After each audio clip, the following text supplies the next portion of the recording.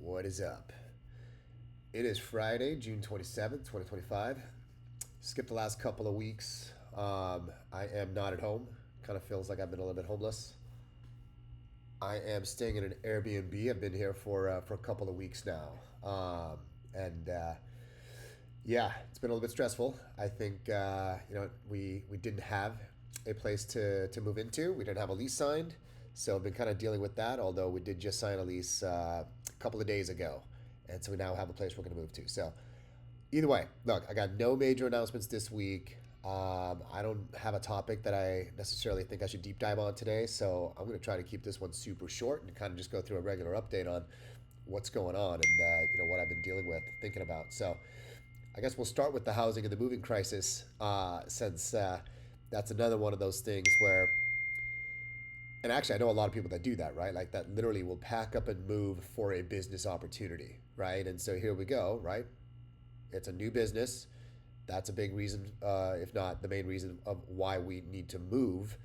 But not having a paycheck, not having that W 2 income is definitely a factor, right? And it's something that can impact a lot of different things. And so we actually had a house, I think 2, 3 weeks ago, that we were really excited about.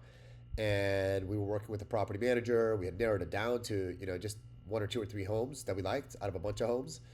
And it seemed like the property manager was super excited with us and everything was going really good. So we thought we actually had the house and we submitted the application, everything went through. And then at the last minute, she's like, oh, let me just check with the owner of the house. And next thing you know, a couple of days later, the owner came back and said, yeah, you know what?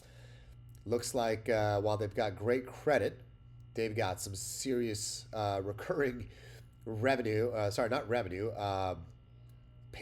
Payments, loans that they have to take care of every single month, like super high. And of course, yeah, we've got 10 mortgages we're paying for, so that's a lot. Um, and they didn't like the fact that we're business owners, and they literally said that they had a bad experience with a business owner in the past, and so they just passed. And so that kind of hit us, and we're like, whoa, wait a minute. Now we're back to the drawing board. We had to be out of our house, and so we moved out of our house. Right, that one's been on the market. It's been on Airbnb. It's doing good, which is great. But here we go. I'm staying in an Airbnb for the last couple of weeks. So we did find a house. It's an older house. It's in San Ramon. And we're going to be moving in next week. July 2nd is the move-in date. So that's taken care of. That's great. But for sure, that was something that was kind of stressing us out. In other news, stock market, it's been I think it closed today actually at a record high, like ever, like record. So that's good. Not sure if I've touched on it too much, but for all the money that I have in the stock market, whether personal or the retirement account, I generally now stick to ETFs and I try to diversify a little bit. But again, when you get into some of these larger ETFs, specifically an ETF that will follow the S&P 500, which most people know about, then obviously you're already going to be pretty diversified. So, I think I actually did a migration from the Schwab account that I had and the Fidelity account that I had. I had Schwab for personal, and for some stock options that I had with Meta, and then I had Fidelity, which is where I managed my retirement accounts. I migrated all of that over to Robinhood. If you're not familiar with Robinhood, or at least some of the offerings, they have a gold account, and I think it's $5 a month, but they give a lot of perks for transferring. So like no joke, I transferred over everything, and I got a huge bonus, like seriously, like big bonus for moving the money over there. And so that's been good, and I do think it's a pretty good place for the one platform to be. And I kind of reorganized once the money came over there. I reorganized, and so it's pretty simple now. I think I'm probably about 65% of my money is in the S&P 500. I've probably got about 10, give or take, percent in crypto, specifically just Bitcoin. And then the remaining sort of 20, 25, 30%, depends on how the markets go, in the QQQ, right, which tracks the NASDAQ 100, which is majority tech. So anyways, feeling good about that. That's a good thing. Obviously, with stock market having been so low before, so we'll see where this continues to go. All right, boutique resort. We've gone through not necessarily sort of like major changes, but I think originally before we even closed on the resort, we had some conversations around: are we just going to jump straight in and just start construction and go as as hard and quick as we can to have a real sort of grand opening? And then we started having conversations on, well, right, we have to wait for the county to come back with approvals, and that's going to take a very long time. And so, what can we do in the interims? And then we kind of toyed with the idea of, okay, well, if we don't really make any changes, if we can't really make any big changes in the sort of interim while we're waiting on the larger county approvals, then can we do small things while still running the resort as it is today? And that's kind of where we thought, like, yeah, we should do that. And so that was the target. And so just this week, we had a couple of more meetings, and it does seem like as we're uncovering things to do, we are seeing that some of the work is probably going to take a little bit longer. And some other challenges are kind of popping up as we start to uncover certain things. And we're now back to, like, we're still going to do this in two phases because there's only so much work we can do today. But rather than try to slow things down, use some money today and slowly do the rehab while we perhaps host some events or have some people come in and park their RVs, or maybe they rent the Airbnb units that are on there, we're kind of going to scrap that idea. We're going to go, and now we're going to say, no, we're going to do one larger, faster type of rehab timeline now, which still is going to be in line with us not making the major improvements that are going to be done later. But now we're thinking it's going to be 6 to 9 months worth of rehab with a lot of things.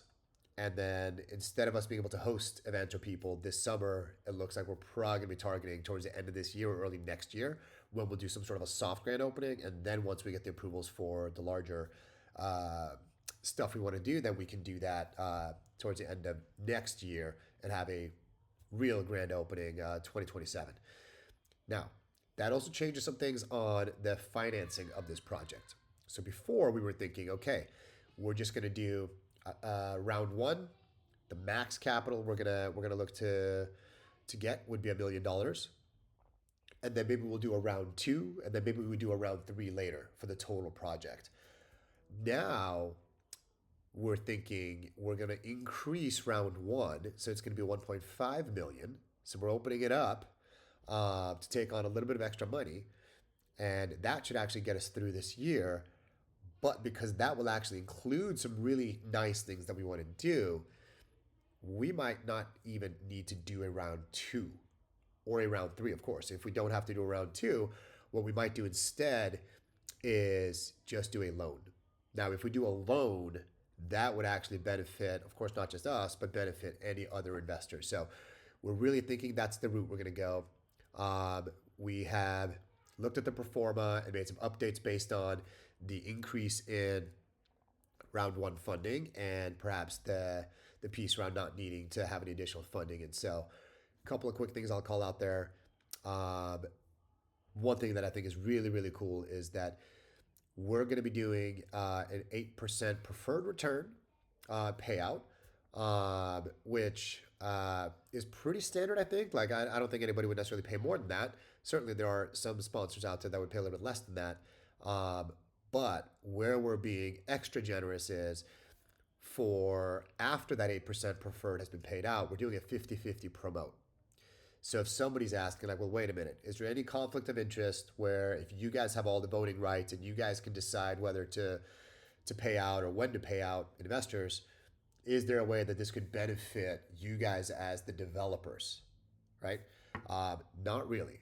So not only are we putting a ton of skin in the game, so even out of that 1.5, we're putting up 500,000. We're putting up a third of that money. So that means we're only going to raise an additional 1 million. We've already raised 500,000, so now we're only going to raise an additional 500,000 since we're increasing round one. If we wanted to get any payouts, we would have to pay out that preferred return to all the investors first. And even with the 500 we're investing at the same terms as anybody else. So, if we wanted to get paid out, we'd get paid out the same way that the investors would. So there's nothing we can do there. If we wanted to get paid out more on top of that 8%, well, we would still need to pay out all the other investors because it's a 50-50. So if you wanted to pay us, we would have to take half of whatever we're paying ourselves and give that to the investor community as well. So that's something that a lot of sponsors won't do. The reason we're landing there and wanting to do it that way is because most of these investors that are invested today and or that we're likely going to pick up now is going to be it's friends and family, right? So we want to make sure that they're taken care of, but they're also sort of that we're in the same boat as them. So we're feeling really, really good about that. We're going to put an end date on that though. Like this is not going to be an ongoing thing forever.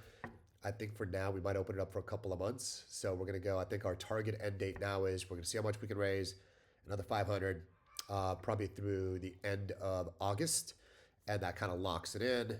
We're ready to go. Should be enough funds to get this project off the ground, and then hopefully, if we can do a soft grand opening end of this year, early next year, then once we start generating revenue and income, then cool. That's where we'll have to look to see, do we actually need additional investments, or do we just go and get a loan, which I think would benefit everybody, at least all the owners. So excited about that. Now, Floor Coverings International. Okay.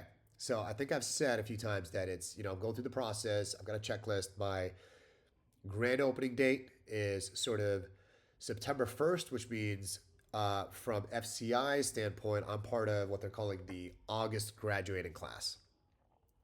Not only were there a few people that kind of probably signed their agreements around the same time as me, so we're all going through this together. I think there might have been a couple of other people, 2 or 3 people that perhaps were supposed to be part of a June class, but if they couldn't figure out how to get certain things taken care of, some things are outside of their control, whether they can find a lease or not, right? That could push those things back. And so I think we've got some extra people coming into my class. Feels like there's probably like 8 or 9 people in the August graduating class. One of the things that's really exciting is I just got a call yesterday from one of those people that was supposed to be in the June class, but due to a pre-planned family, like a super big family vacation to London, they couldn't cancel, couldn't get around it. They ended up pushing back to August. Well, he called me. I did not know he has the Walnut Creek territory. So on the one hand, it's great. I've got somebody that's kind of, close to my territories, and that could limit my growth. But on the other hand, it makes me feel a lot better that I did come out and buy 3 territories right off the bat. Right, the big worry would be if I bought 1 territory and I went in there and I built my business and it's doing really well and I want to expand. If somebody else is there, then I can't expand. So you get stuck.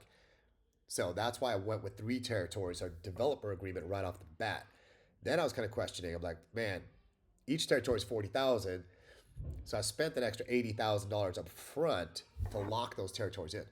Had I not done that, then if this person came in and started ahead of me, maybe they would have bought, the Alamo Danville territory, and then that would have sort of squeezed me a little bit there. So I'm feeling pretty good about the fact that I did go with the 3 territories, because that's a large area for me to be able to develop and grow. But now the really cool thing is it was a really good conversation with this guy. And he was at Amazon. I think he's got a long sort of corporate background. He seems pretty sharp. He totally gets that, like, yeah, we're not in the home improvement business. Like we're starting sales and marketing businesses here, right? And the product we're selling is floors. But he wants to partner. He wants to make sure that we're aligned, and I feel the same way. So now it kind of feels like, hey, for any marketing dollars, advertisement, or grassroots stuff that I'm going to be doing, he is in line and wants to do the same thing. And so we're going to be able to partner up, which means it's not just me trying to address 3 territories. Now he's got his territory. So it's going to be, the branding we're going to be able to do. I think it's going to be really good. So excited about that. I have gone back and met with the person that owns my territories today. Right, our official transition date is July 15th, so that's coming up pretty quick. I have met with the office manager that I'm gonna keep on. That works for him today. He has a bookkeeper that for some reason he hired her as an employee, even though she only works 20 hours a month. So I got to figure out whether I keep her as an employee or try to convert her to a contractor. Uh, and then he's got his mobile showroom, the van, that we were negotiating to see whether I wanted to buy that. And he's got a forklift. And of course, he's got a building where his lease is up at the end of October. So I have connected with the landlord and told them I'm interested in taking over the lease. Lee wants me to take that over as well, so that he doesn't have to pay out for the rest of a few months. So I will likely be signing the lease agreement next week, which is amazing because once you sign the lease, then a lot of other things as part of this checklist that I have to go through can start to kind of get checked off. And I can, there are some things that are dependent on a lease that I can't take care of today. So lease, hopefully signing next week. We agreed I'm going to buy his van and his forklift, getting that at a huge discount. Like I said, we got the office manager that's going to stay on. So I feel like I'm coming in here in a pretty good spot. So excited that things are moving, even though it doesn't feel like a lot of things are moving. So um, with that, I'm going to go ahead and hop off, sign out, and yeah, that's it.